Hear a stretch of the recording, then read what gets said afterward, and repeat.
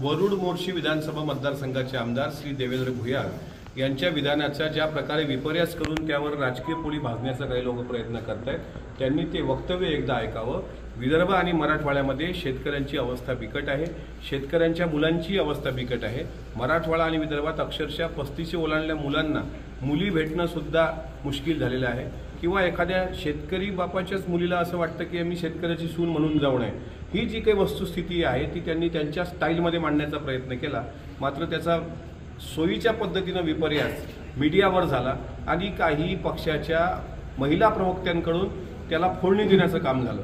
माझी त्या प्रवक्त्यांना विनंती आहे की ज्यावेळेस ही बातमी चालली त्यावेळेस सोशल मीडिया किंवा मीडियामध्ये खालच्या कमेंट तुम्ही वाचाव्या।